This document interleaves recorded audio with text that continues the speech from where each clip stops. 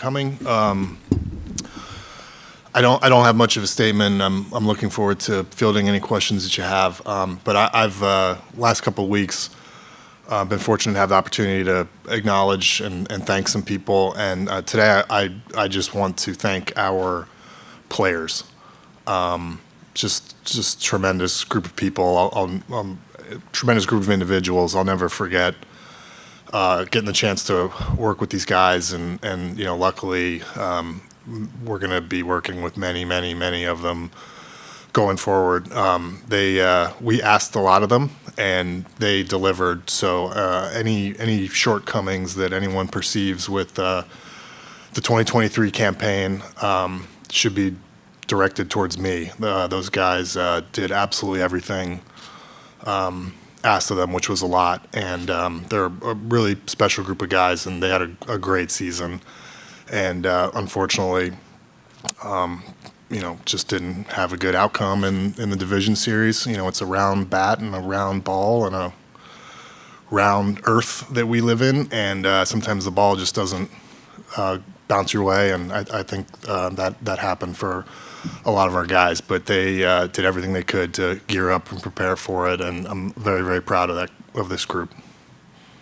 What do you think is the number one priority for you now to improve the club to go to that next step?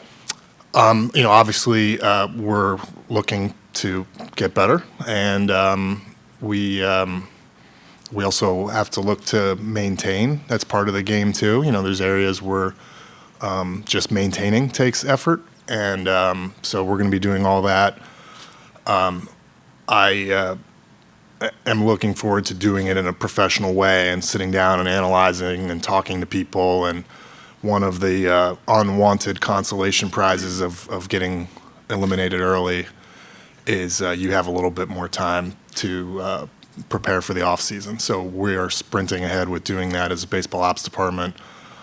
We got people upstairs right now cranking on it, and I'm already going. So I don't have huge specific answers about what we're going to be out there looking for doing. I'm not ready for that yet. We're going to start putting the thought and the work into those very important questions right now. Mike, are there any players who are going to have surgery, any medical concerns that we didn't know about going forward? Not in any significant way, to my knowledge at this time, no. Felix is going to go rehab in Sarasota. Like in the next couple days, he's going to start that. And John Means is in good shape. We got him checked out.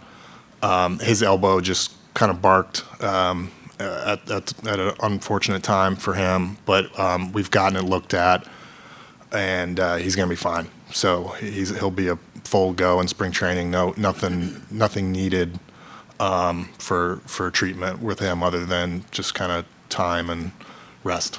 How much did that injury impact you guys in the LDS? And are you able to tell us kind of what the plans were for John Means during that series, if he had been healthy? I think we missed him. I think there's a good chance, whether he started one of those games in Texas or didn't, that he was going to pitch a lot and pitch importantly, and it obviously, that has some trickle-down effect to decisions on the rest of the staff. We missed him. He's one of our best pitchers, but the guy came out of nowhere and saved our division title in Cleveland, and I'll never forget that. Mike, when you look at that, the starting staff throughout the season, but then also in the playoffs, how much is a guy towards the top of the rotation something that you feel this team needs to take the next step, and how realistic is that to obtain in an offseason? I'm going to be kind of boring today with specific, positional roster questions. All that stuff is swirling through my mind. The questions that you have are swirling through my mind, and all the other professional baseball people that we have working here.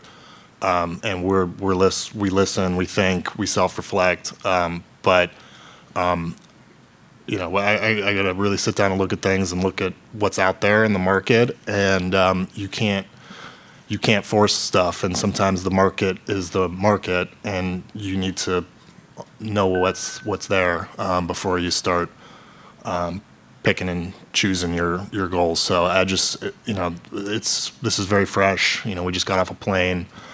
I'll have probably a lot more to say later. You said any perceived shortcomings would be directed to you. When you kind of step back, look back at 2023, what were the shortcomings, if any, that stand out to you? Well, I wish we made a better playoff run. The regular season, 101 wins in the American League East. We were dreaming of that when we started the rebuild. It seemed impossible, and the people here pulled it together, and I think it's just a historic achievement. This group of players, regardless of where else they go in their careers and their lives, I hope that the city of Baltimore remembers this group for kind of reminding the world that this is Baltimore and we do baseball here, and that's my goal going forward, as long as I'm responsible for keeping that being the case. And it's the guys in that room that really made it happen. In that sense, did that exceed your expectations for this year that you set at the beginning? I think it had to have. I winter meetings, I probably didn't say it perfectly, but in our division, to make yourselves the favorite in our division is really, really hard. And it's going to be hard again next year, too. We've got 5 organizations that know what the hell they're doing, that are some really big cities. One of them's a country, and we're all going for it. I don't think there's another division in baseball where there are 5 teams came out at the beginning of the year and said, we're all going for the playoffs. We were the only one. We beat each other up all year. It was a couple of historic ways where you could say that was the strongest division in baseball history. I think the American League East, we ate some humble pie in the playoffs, and maybe we'll tone down the rhetoric a little bit this winter about our division, but we all know in our division what it's like, and I think we all have a shared respect for the experience that we all have in the American League East, and that's going to be the case next year. Mike, some of the deficiencies this club may have had, how much of that might have been just because they exceeded your expectations so much? It's a young group with a lot of steps forward that occurred as we were watching mid-season. Credit to the players, as I've said, but also credit to the coaching staff and the support infrastructure that we've built for them. Maybe there's some of that because this was developing in 2023 as it happened, but. I don't want to stress the shortcomings of this roster given what it accomplished, but we've got a lot of people around here that are very serious about winning, and we fell short, and so we're all individually going to reflect on things that we could have done better, even though a lot of great things happened this year. I think that's how you stay a champion or become. We won a championship this year, it was American League East, but there were a couple others that we fell short of, and so we're all going to work on ways to better our chances for those next season. Mike, a couple months ago, John Angelos told the New York Times that you guys started signing several of these young players to long-term contracts, the organization would be financially underwater. From your vantage point, is that accurate? And do you kind of have to operate under an assumption that you're only going to have these players for the 6 years? Speaking from personal experience, I think sometimes when you stand somewhere and talk to the media and try to say things and have them be interesting for 40 minutes, things don't come out exactly how you meant them, or especially little snippets of what you said. We are very focused on keeping this organization as successful and healthy as possible within the constraints of reality. And a big part of that, obviously we have players here that we love, and you look at it right now and you go, boy, I wish we had those guys under contract for longer than they currently are. And a big part of the calculus of keeping this franchise healthy is pursuing or examining opportunities to, possibly keep some of these guys longer. And so I've said it over and over, we quietly work on this in the background. I don't want to be the one out talking about it, but obviously that's, a part of our job as a front office to tackle that subject.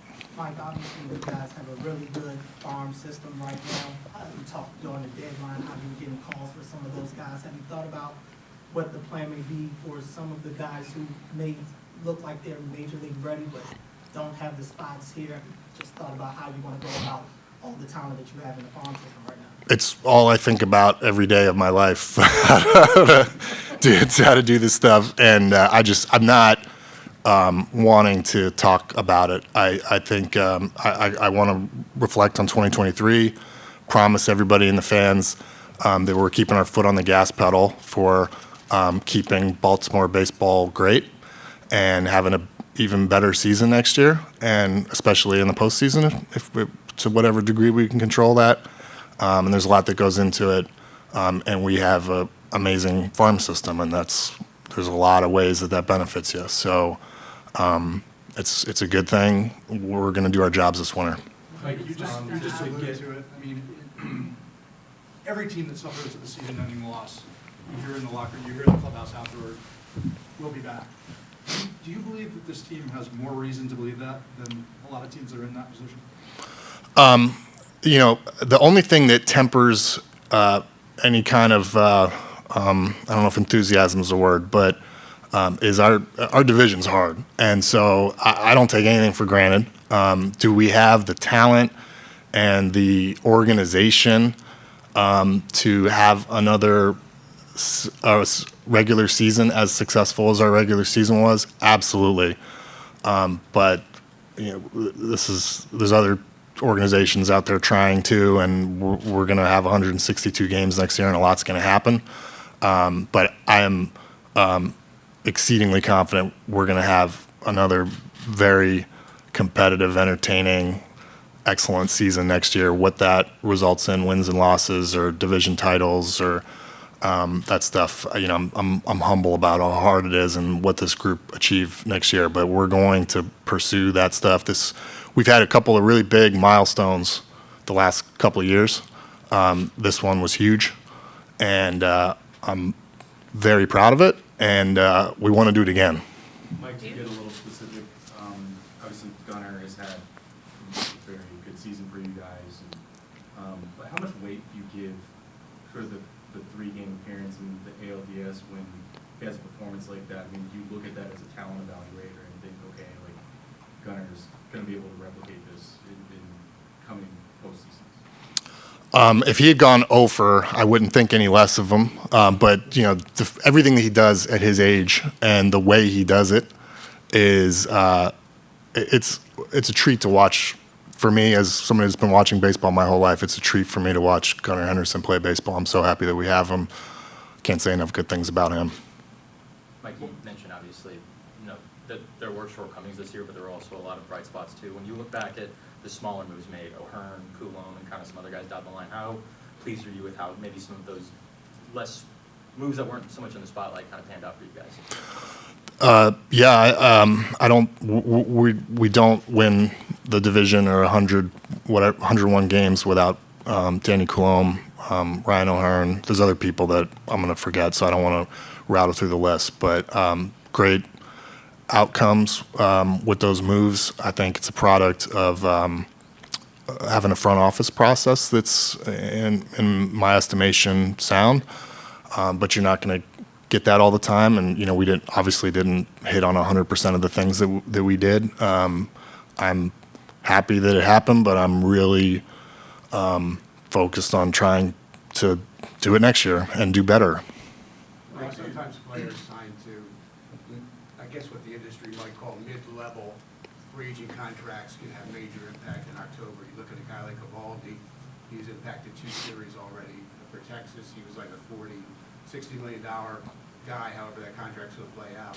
If the front office decides that level of guy is our guy that can really make a difference, can you make that deal? Are you authorized to make that deal? Yeah, I look at everything on a case-by-case basis, and there are players and trade targets that we have pursued in the last 12 months that we didn't get them, and we're in the ranges that you're alluding to, and I those pursuits will be on the menu again. We're trying to win, and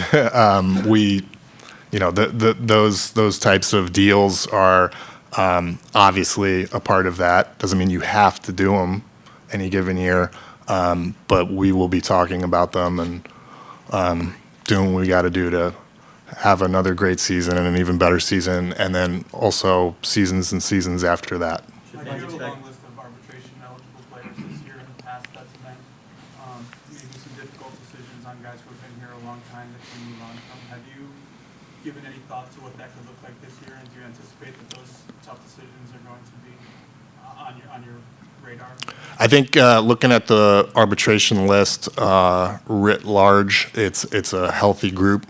I think the fact that we have so many is it's kind of an earmark of having a good roster these days. I mean, it's the teams that have a lot of guys like that. You can look at the franchises, and they're usually in really good shape. It's a really good group. I'm not going to start talking about specific individual business in any corner of the organization right now, but it's a really good group of players, and they had good seasons, and they're going to get raises through the system. Mike, between those raises and free agents coming off, should fans expect a higher payroll next season? I'm just in day one of our off season. That's my answer. Mike, obviously the money is the money, but when you look at the 101-win roster, when you go into winter meetings or go into meetings with free agents this winter, do you see maybe a stronger case to be made for guys to come to this team as sort of, hey, we have proof of concept, we have this young roster that won 100 games? I sure hope so. I think that's been increasingly the case here the last couple of years. I think we've now had Jordan Lyles and Kyle Gibson come here on one-year contracts and have really great years and great experiences. And it's something that's really important for me to have a good environment for players. We talk constantly about how best to do that. I think it showed this year. I mean, I think our clubhouse was wonderful. A lot of people to credit for that, but we want this to be a great place to play. Well, this falls into probably either the boring category or the keep trying category. But given the fact that you guys, that the rebuild has gone the way it has, and that Brandon Hyde likely will be manager of the year, there are some questions as to, with all of that success, what is the stability of the front office, Brandon, coaching staff, et cetera? We know you guys are around, but we don't know any specifics on that, something you really have not spoken about.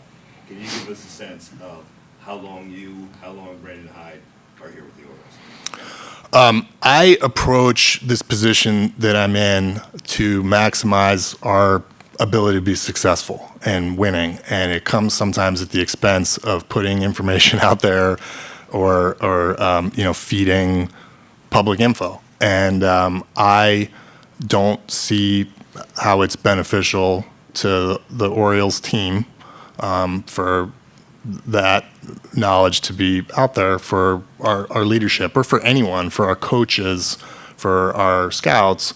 Everyone who's here, while they're here, has full support. To talk a little bit about your question, and me and Brandon, we are 100% in on this. We're giving our hearts and souls and minds and quite a bit of experience to this, and I hope that lasts forever. There are some high-profile jobs out there, though, in both your discipline and his. Is it fair to say that you guys will not be involved in those this offseason? Yeah, we're back next season. I'll give you that. Good work. The replacement in 2024 for Felix, do you think he's on the roster right now, or combination for next season? Another question that's been on my mind. That is a massive hole. I don't even think we felt it totally, just with the way the games went in after he got hurt. It's going to be tough to replace him. So we're going to bring all of our brain power towards answering that question. Hey, Mike, you guys won 100 games, Dodgers won 100 games, Braves won 100 games. Two of the teams are already out of the postseason. Braves are trailing. Do you think the 5-day layoff is a bad thing? It's interesting. I'm following it and I'm aware of what's going on with the other teams, like you are. First of all, I don't want to make that as an excuse. I do not believe that was the difference between us winning or getting swept in the ALDS the way we did. So I don't have a big opinion about it. Mike, did the balance schedule help you guys this season, or did the be as though you didn't have to play the American League East as much? I guess I thought it would going into the season. It's a good question. I haven't really looked at it or thought about it looking back now. And I think our record against the AL East was good and maybe better against our generic record. So I don't know. I'd have to take a look at that. That's an interesting question. As you start planning out your roster for next year, are you expecting Jackson Holiday to be a part of it? He'll be at Major League Spring Training. He was last year. He didn't have a full season anywhere because he moved so fast, but he hasn't been in AAA terribly long, but he did pretty well. I think when you're 19 and then you're 20, it's 1 year, but that's a lot of aging and physical development. I can't wait to see what he looks like in spring training. Look forward to having him there. He's going to have a chance to make the team. I know hindsight is 20/20 with these things, but considering what happened in the postseason, do you think that you guys did enough at the trade deadline to bolster this roster? I lament that our outcomes at the trade deadline, I guess obviously didn't propel us through the ALDS. On the other hand, I was very focused on winning the division, and we did that. And we had some guys that came in and sort of helped fill some holes at the right time to rest our pitching staff, and I think that was helpful. We had all kinds of things going on at the trade deadline that just didn't happen. And like I said, for the players, sometimes the ball bounces and doesn't go your way. But it's absolutely something that we reflect on and want to do better. And again, as I said, I think that to people that are focused on our shortcomings this year, which to me, we had a great year, but we fell short. Those are best directed at me, and that's the way I'm going to approach it this winter as we think about how to get better. But also this group and this front office, we use methodologies and philosophies. We're constantly curtailing them and trying to make them better, but we use methodologies and philosophies that got us from the depths of despair to where we are right now as an organization. And we use them because they work. And you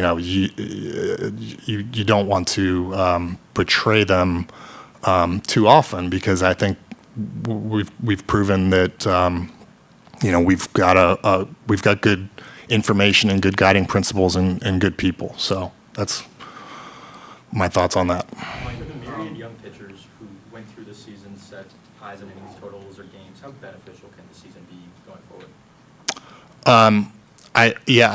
That's been a big topic a lot the last few years coming out of COVID. And I hopefully that's increasingly less of a problem for our Orioles pitching staff. These guys banked a ton of experience, and including the postseason experience too. So I think they'll be better off for it. Mike, we saw down the stretch for the AL East, and obviously in the series, Brandon had a very active managing style, making a lot of moves in games, and that had a good outcome in the AL East race, maybe not in the ALDS. How do you evaluate that, and what do you make of Brandon sort of at the helm of a team with stakes? I thought he had an unbelievable season. He's going to win Manager of the Year. He should. If he doesn't, I don't know what happened. But he had a great season. Mike, what kind of year was it for the international program? It seemed like there were some honors for guys even beyond the SIO. How big will that be for you to try to keep a highly rated farm moving forward? You see it now. I mean, you look at our prospect list, you look at Basayo, and I'm reminded of still the lack of international presence from the Orioles. I mean, the group of Latin players on this roster is kind of small still, and we want that to just grow and grow and grow. We're off to a great start. We're past the I'll use the word hangover phase of not having an international program and kind of being behind. I feel like that's over.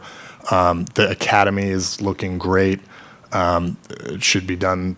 We should be in there this off season, and I'm excited about our international program and Kobe Perez getting this thing off the ground. There's few people in baseball that were capable of doing that. You mentioned the methodologies and the philosophies of the organization and the success of them to get you to where you guys are now. But now moving forward, you have a new data point, which is the postseason. The first one didn't go well. How do you weight the small sample and the randomness of a postseason versus the large sample of a 162-game season? I think that we want to overweight our failures when we go and self-reflect over the winter and try to push ourselves to get better. That said, if we're evaluating players or things like that, I don't want to get caught up in what they did in a 3-game sample. So we're going to weigh it heavily as an organization, but in terms of like finite events on the field, there's much larger samples to draw from. Tyler Wells and DL Hall are two guys that started the season as starters and ended them as relievers. Do you still view them as starting pitchers moving forward? I'm going to plead the fifth again and not talk about specifics with the roster or the offseason. But look, that was both of those guys had difficult years. I mean, Tyler Wells to start the season and be disappointed you didn't make the All-Star team, and then for whatever reason just kind of run out of gas or just not have your weapons at your disposal that you're used to in the second half, go to AAA, get through that, and then come up and then pitch like nails in a playoff race at a time when he was badly needed was inspiring to watch. I wasn't surprised. I mean, I know what he's wired like, and I wasn't surprised. We were counting on him, and he came through. And then DL, all the injuries and going to Florida and just being off the grid and just getting it all together at the exact perfect moment when we needed him most is one of the many things that I'm very proud of with this group of guys. Could you see a scenario where both Cowser and Kerstad make the team next spring? Yeah. Mike, this is the second year of the new left field wall. Do you have thoughts on it 2 years in? And should we expect the outfields to stay the same dimensions for the coming years? I'm glad we did it. It coincided with winning baseball in Baltimore and a better style of baseball, which is kind of one of the things that we talked about. Is it perfect? Is it the exact perfect dimensions? Does it look perfect? Is it going to stay that way forever? No, and I don't know. But we're going to be renovating the stadium through this new agreement in the next few years. I don't have any specifics, but I'm totally open to that being on the table, and especially from maybe a smoothness or aesthetic standpoint. I think that's something that we should talk about and take a look at. But I definitely like not having the most ridiculously homer-prone left field in the league. That wasn't good. So we changed it as quickly and as realistically as we could at the time, and seems like it worked. All right, thanks, everybody. Thank you. Back